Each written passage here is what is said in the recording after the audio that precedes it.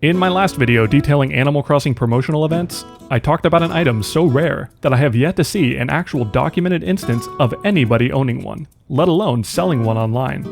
This special Nintendo 64 controller pack was given away as part of a magazine promotion in 2001. This controller pack includes the entire ROM of the Famicom version of Ice Climber on it, and the data is formatted specifically to play within the Japanese original Animal Crossing. This works because this Famicom furniture item that you can buy in-game actually scans your Nintendo 64 controller pack for ROM data and loads that data into its internal NES emulator. The problem is that only 30 copies of this controller pack were ever given out, and that was over 20 years ago. And again, no matter how hard we look, seemingly nobody has a documented copy of this controller pack online, and I doubt it's ever been sold. So, determined to solve the mystery of this elusive item, it was time to pack my bags and head off to Japan in search of this rare gem.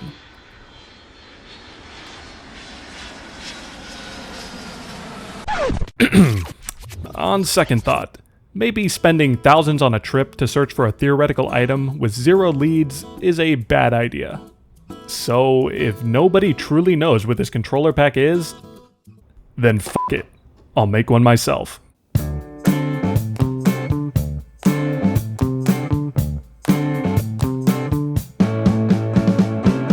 My goal with this project is to take an existing stock N64 controller pack and inject Ice Climber's ROM onto it, replicating Nintendo's official controller pack that they gave away in their magazine promotion. To accomplish this, we first have to answer 2 crucial questions. The first and most obvious, is it even possible to write data onto a physical N64 controller pack? After researching, I found a few dedicated hardware modders that have created their own controller pack read and write devices. These devices are cool, no doubt, but they are also custom made and cost quite a bit of money. A cheaper solution I found was this unique N64 controller to USB adapter sold by RAFnet, which includes special software to read and write to a plugged-in controller pack. This is exactly what I was looking for, so the answer to our first question is luckily yes. The second question is the deeper one. If it is possible to write to a physical pack, how exactly do we format custom data to be usable? This turns out to be a fairly involved and technical process, so let's break it down.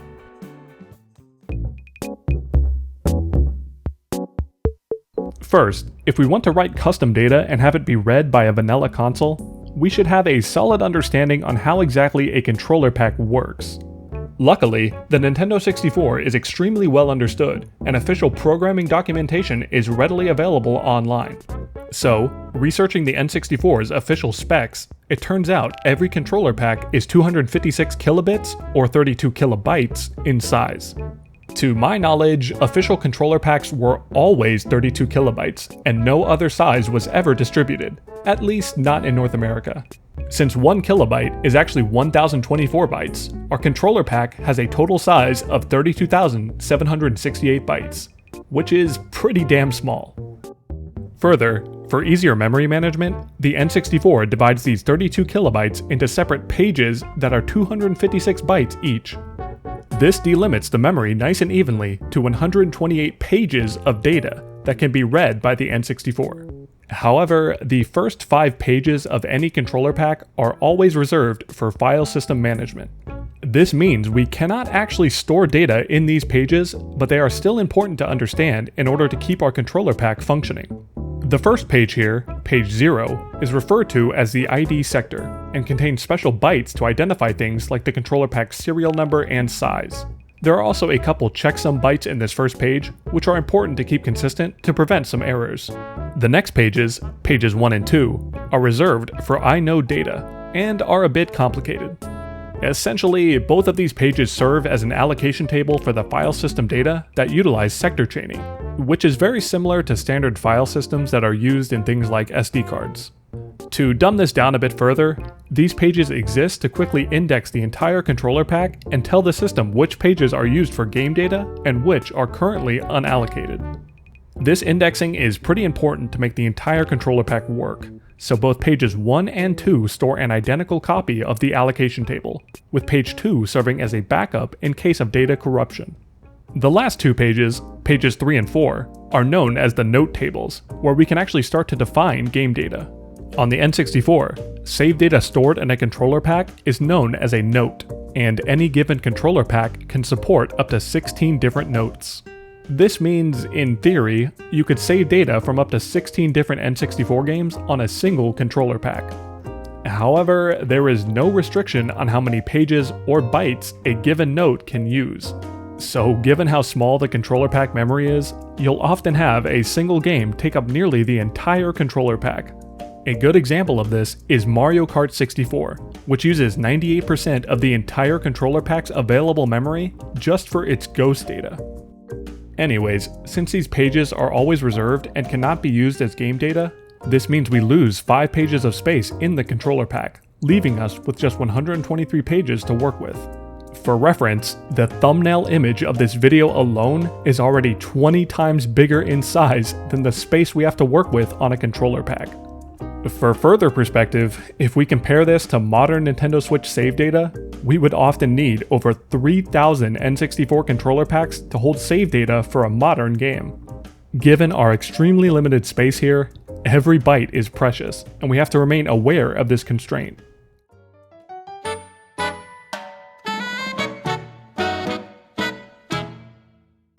Now that we know how to structure the file system pages, our next task is to now figure out how to format an entire NES ROM in our remaining pages.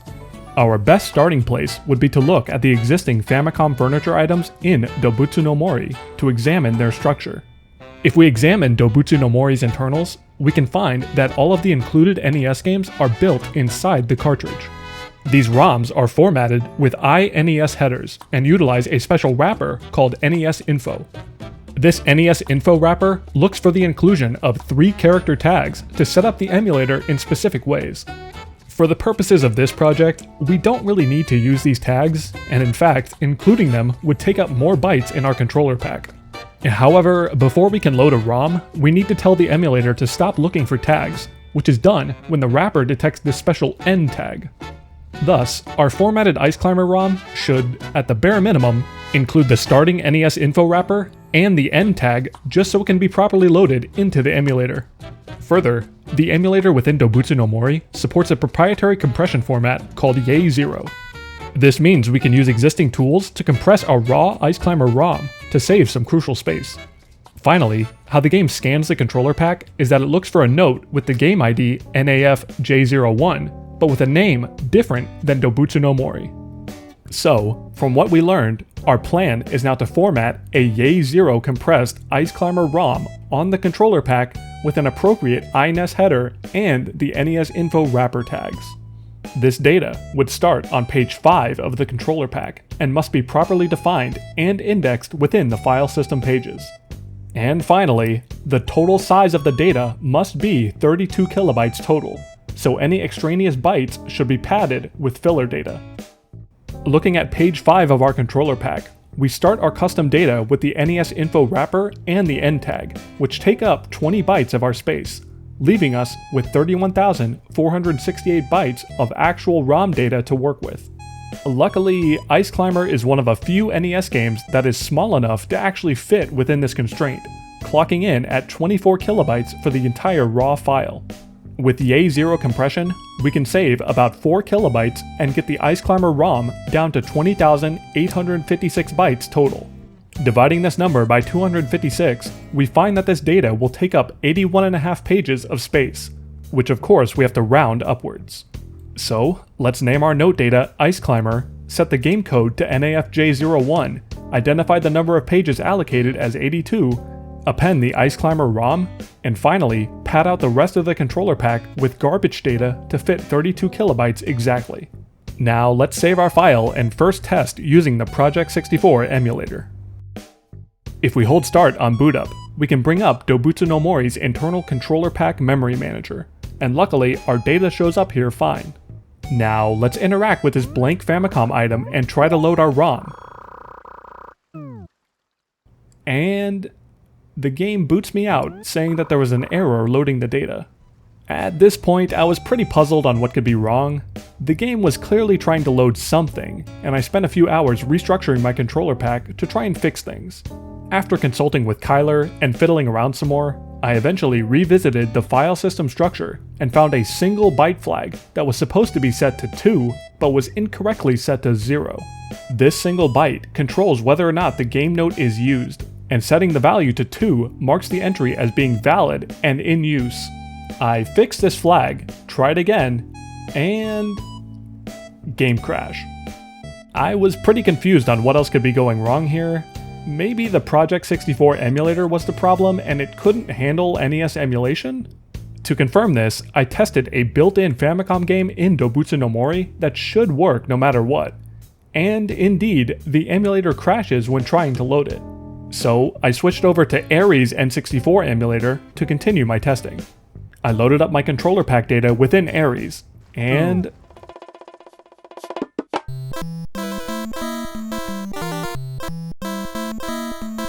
nice. It works. With valid and properly formatted data, it was now time to write this data onto a physical controller pack. Knowing this process was now confirmed to be possible, I ordered the RAFnet N64 controller adapter and waited patiently while it shipped from Japan. After it arrived, I plugged in everything and attempted to read my connected controller pack via their included PC software. Read error? No. Please. After all this, tell me it is actually possible to write to a physical controller pack. I tried updating the software and replugging everything, but I was met with constant read errors. Desperate, I thought, hell, maybe my controller pack is just old and grimy, so as a last resort, I whipped out the tried and true isopropyl alcohol and cleaned the contacts on my pack. I replugged everything and finally got a successful read. Not wanting to take any chances, I quickly opened my formatted data in the tool and began the process of writing it to my physical controller pack. After getting a confirmation message, it was time to finally plug in my N64 and test on console. I dug up my copy of Doubutsu no Mori, set up my N64 with my capture card, and plugged in my controller fitted with my custom Ice Climber controller pack. Holding start on boot up, the game at least successfully read the Ice Climber note. So far so good. Booting into the game, I recorded the first instance of me going inside and interacting with the Famicom item. Alright, time to finally test on console. Head inside, moment of truth, interacting with this item. Do I want to play my Famicom? I say yes. And this should boot me into Ice Climber. Please? Let's go, dude. Let's go, man. Oh, that took way too long. And there we have it. To my knowledge, this is the first documented instance of anybody actually loading a Famicom ROM onto the N64 version of Doubutsu no Mori and confirming its validity on an actual console. Of course, the goal of this project was to recreate Nintendo's elusive Ice Climber controller pack, but now that we understand this process, we can actually inject other NES games as well. However, I mentioned that we only have about 30 kilobytes of space to work with. Even with Yay Zero compression, most NES games are significantly larger than this and will not fit onto a controller pack. Unfortunately, even Super Mario Bros. Is just slightly too large to entirely fit onto a controller pack. This leaves us with very few games that actually fit. Ice Climber is one of them, as we know, but we can also inject the original Mario Bros., Donkey Kong 3, Excite Bike, and that's about it. Other games like golf and baseball technically fit and can be injected, but these games already exist as default Famicom items in the game anyways. So for now, these are the most popular games that I could find that could fit within 30 kilobytes. As I wrap this up here, I want to give a special thanks to Kyler for looking into this alongside me and assisting with the file structuring. Kyler is also working to update his NES ROM injection tool to support Doubutsu no Mori and the N64 controller pack in the near future, so this process will be easily preserved, automated, and readily available for others to try. But for now, we finally have a fully working physical controller pack replicating Nintendo's official magazine giveaway that showcases how this would work on a real console. I hope you found this process as interesting and as cool as I did, and thank you so much for watching. I'd also like to extend appreciation to my Patreon and YouTube members for financially supporting this channel and this project. Special shout out to Lunascape, Cynthia, Dylan Trudeau, Silly Marina, Villager, Tarumi, Vinny Diddy, Pidge01, Kai D, Comfyboy404, Cass, Hornet, Japan Eat, Tammy's Head, Exploding Bears, Holly Molly, Idrin, The Amazing Wolfie, Zip, Bobby Nard, Comfy, Tenchi Prime, Goose Fart, Moggery, Puff, and The Casual Perry. And once again, thank you all for watching. Until next time.